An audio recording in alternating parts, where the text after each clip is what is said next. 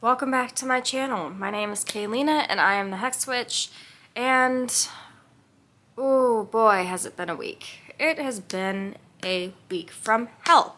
That is the best way I can put it. As I mentioned several times, I was supposed to go to Colorado. That did not happen. Yeah, so my husband got COVID on Tuesday. And then I went to work Tuesday because I was feeling perfectly fine at the time. Then Tuesday evening, I started not feeling very good. Wednesday morning was really feeling not good and took the COVID test, and sure as shit, I had it as well. And so for the last few days, I have really been kind of sick and had a temperature of 103 to 103 at different points, as well as all the other fun symptoms that come with COVID. And then on top of that, I've just been dealing with some family issues. So that is why there was not a video posted yesterday, so I am a day behind. But I'm trying to film this today and then post it today as well. That way I at least kind of stay on track. So anyway, and then just a reminder, my Austera did not go quite as planned because I was doing candle spells as I normally do. The candles were pretty much out. I ran down to the bathtub to drop off some stuff for a bath ritual. And next thing I know, the fire alarms are going off. And so my husband and I race upstairs, and sure as heck, my plant that he got me for Valentine's Day was completely ablaze. So fortunately, everything ended up being just fine, except for the plant, obviously. But just a friendly reminder that if you're playing with fire, please, please, please, please be very, very, very careful. And maybe if you're doing fire in a specific spot a lot, just have a fire hydrant on hand, which we do, but my dumbass forgot to bring it upstairs when we bought it. So we did not have it, and we resorted to cups of water. Fortunately, I had not used any oil on any of the candles this go around, so we didn't have to contend with an oil fire, but it was scary, guys. It was, it was scary. So just a reminder, if you're doing candle magic, be very careful with the fire elementals because they're very powerful little beings and they will destroy anything you give them. So just be careful. But that's not what we're going to talk about today. Today we are going to talk about some books that have either just come out or they're coming out in the near future. And they just sound really interesting. So if you find them interesting as well, then you know to keep your eye out for them and add them to your probably ever-growing book list like I do. So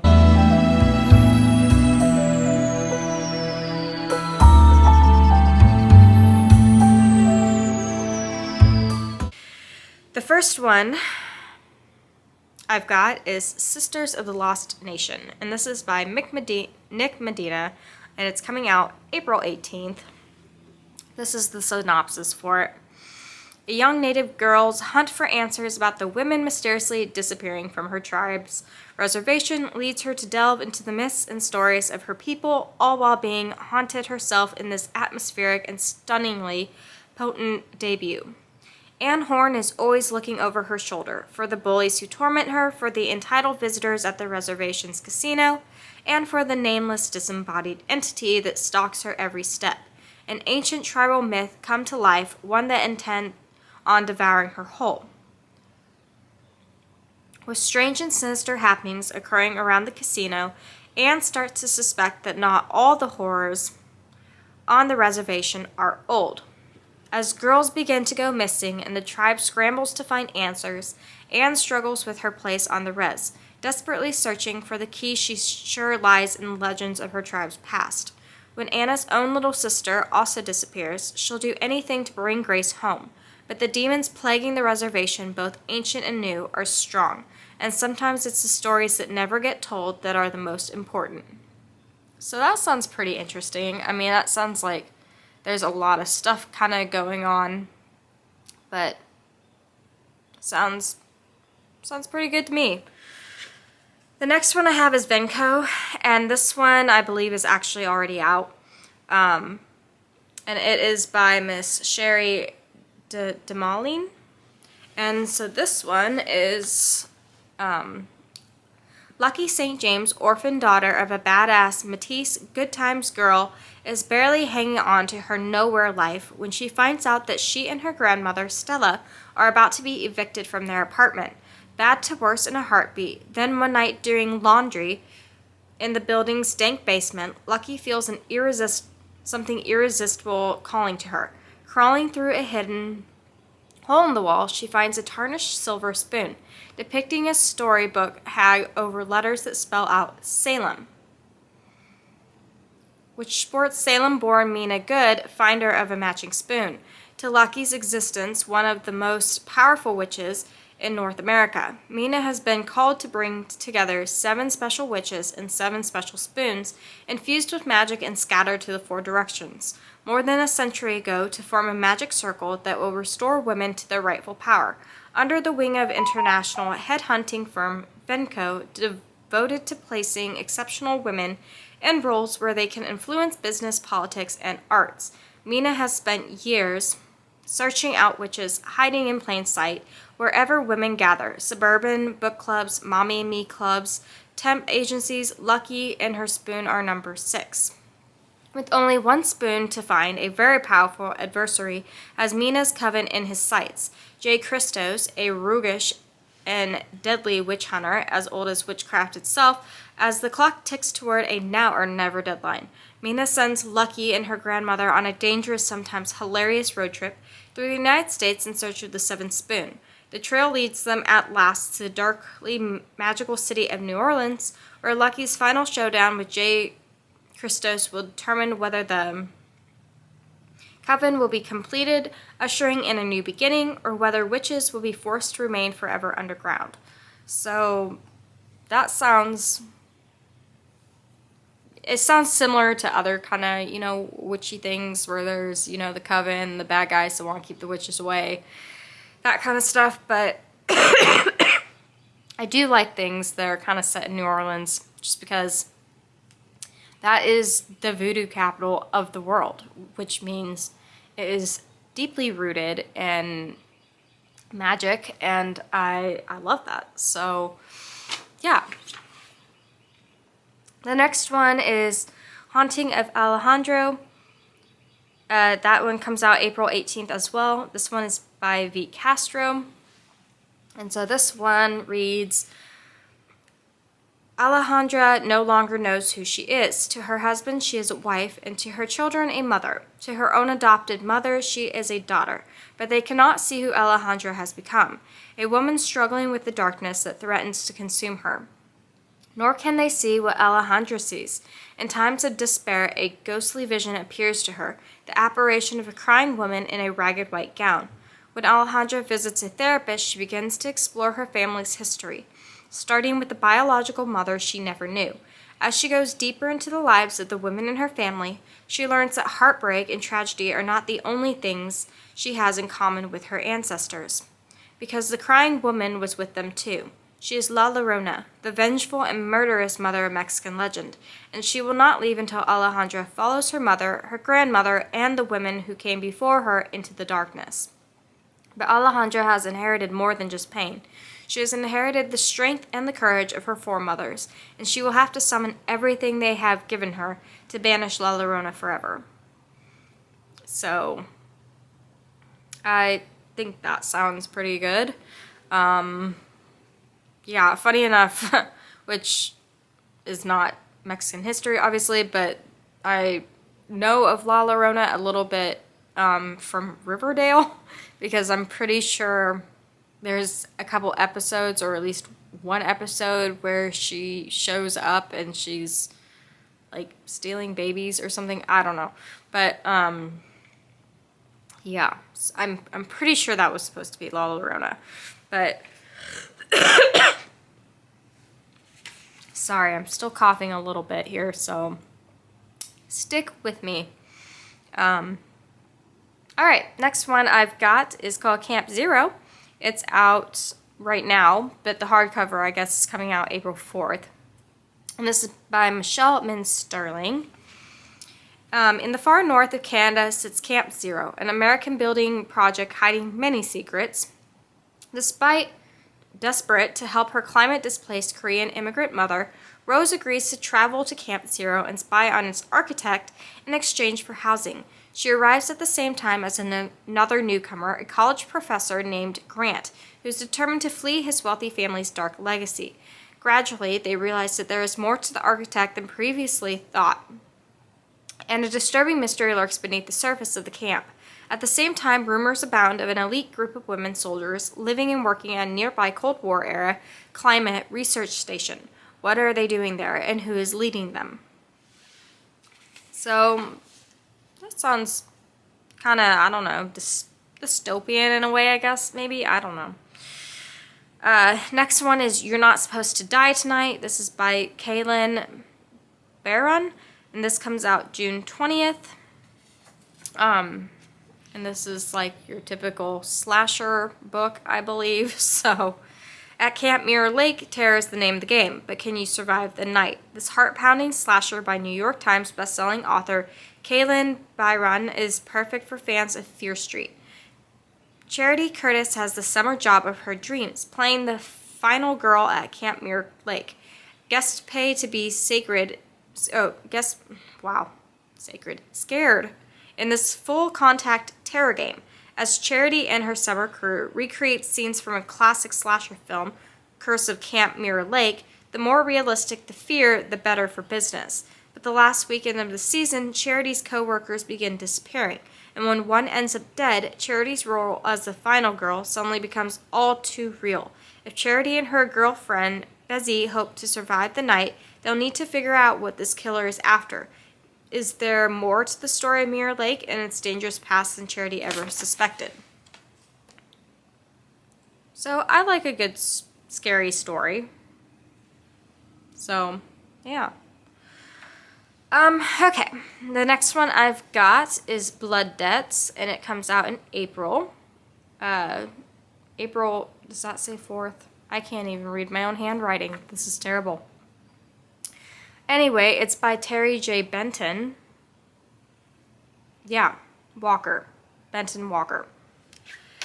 And this one goes as follows. 30 years ago, a young woman was murdered. A family was lynched, and New Orleans, we have a theme here, saw the greatest magical massacre in its history. In the days that followed, a throne was stolen from a queen. On the anniversary of these brutal events, Clement and Christina Trudeau, the 16-year-old twins, heirs to the powerful magical dethroned family, are mourning their father and caring for their sick mother, until by chance they discover their mother isn't sick, she's cursed. Cursed by someone on the very magic council their family used to rule, someone who will come for them next. Christina, once a talented and dedicated practitioner of generational magic, has given up magic for good. An ancient spell is what killed their father, and she was the one who cast it. For Clement, magic is his lifeline, a distraction from his anger and pain, even better than the random guys he hooks up with. Christina and Clement used to be each other's most trusted confidant and friend. Now they barely speak, but if they have any hope of discovering who is coming after their family, they'll have to find a way to trust each other and their family's magic, all while solving the decades-old murder that sparked the still rising tensions between the city's magical and non-magical communities. And if they don't succeed, New Orleans may see another massacre or worse. So yeah, another New Orleans book, which I'm down for. So, thought that sounded pretty good. Then the next one I have is My Dear Henry, and this is a Jekyll and Mr. Hyde remix, and it's also by Kaylin, and it's actually already out right now, so once I stop coughing up a lung and not being contagious to the world around me, I would like to go to Barnes & Noble and get myself this one, because this one sounds pretty interesting. It's a retelling, so London 1885, Gabriel Utterson, a 17-year-old law clerk, has returned to London for the first time since his life and that of his dearest friend Henry Jekyll was derailed by a scandal that led to his and Henry's expulsion from London Medical School. Whispers about the true nature of Gabriel and Henry's relationship have followed the boys for 2 years, and now Gabriel has a chance to start again. But Gabriel doesn't want to move on, not without Henry. His friend has become distant and cold since the disastrous events of the prior spring, and now his letters have stopped altogether. Despite desperate to discover what's become of him, Gabriel takes to watching the Jekyll House. In doing so, Gabriel meets Hyde, a strangely familiar young man with white hair and a magnetic charisma. He claims to be friends with Henry, and Gabriel can't help but begin to grow jealous at their apparent closeness, especially as Henry continues to act like Gabriel means nothing to him. But the secret behind Henry's apathy is only the first part of a deeper mystery that has begun to coalesce. Monsters of all kinds prowl within the London fog, and not all of them are out for blood. Interesting. And the last one that I've got on my list is Nightbirds, and this is by Kate J. Armstrong. This is in the dazzling new fantasy world full of whispered secrets and political intrigue. The magic of women is outlawed, but 4 girls with unusual powers have the chance to change it all. The Nightbirds are Simta's best-kept secret, girls with a unique and powerful magic they can gift with just a kiss. Some would kill to possess them. The church would kill them outright, but protected by the great houses, the Nightbirds are well-guarded treasures. At this season's Nightbirds, Matilda, Asa, and Sawyer will spend their nights bestowing their gifts to well-paying clients. Once their season is through, they're each expected to marry a great house lord and become mothers to next generation of Nightbirds before their powers fade away. But as they find themselves at the heart of a political scheme that threatens not only their secrets but their very lives, their future suddenly becomes uncertain. When they discover that there are other girls like them and that their magic is far more than they were told, they see the Nightbird system for what it is, a gilded cage. Now they must make a choice, to remain kept birds or take control, making the city that dared to clip their wings. So that sounds intriguing. So we kind of have a theme there, a lot of kind of myth and lore, witchcraft, magic, all the good stuff in my opinion. So yeah, I will be looking for all of those. Hopefully some of those sounded good to you and that you can add them to your reading list.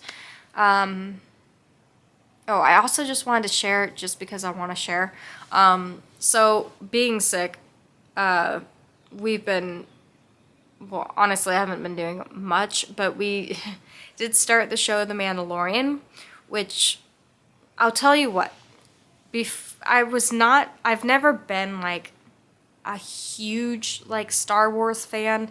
You know, I like it. I've never been like the most biggest sci-fi fantasy fan either, but The Mandalorian, I seriously did not expect to enjoy it as much as I have. I mean, I literally watched all the seasons and I'm currently where we're at now, but that show is seriously so good. Like, and it's very endearing. Like, and I love Pedro Pascal. I think he's a great actor. He's very sweet. Like, I think he's just a good person in real life too, which just makes me love him even more. And he plays Mando very, very well. And of course, Grogu. Oh my gosh, I love Grogu. I swear every episode they just find a way to make him cuter. Like, so it was a very much needed, just, I don't know, endearing show with lots of action in it. So if you need something to watch and you haven't watched Mandalorian yet, give it a go, because you'll probably actually really enjoy it, because coming from someone that's not exactly their genre most of the time, I really, really love it. And I can't wait for the new episode this Wednesday. And anyway, just wanted to share because it's a good show. Anyway, we're going to keep things fairly short today because I'm still kind of just exhausted and before I have another coughing fit. But next week, or this this week. I plan on doing the end of the month book reviews from the books I've been reading, which I realized I didn't even share with you, but it'll be a surprise then. So other than that, if you like my videos, please give it a big old like,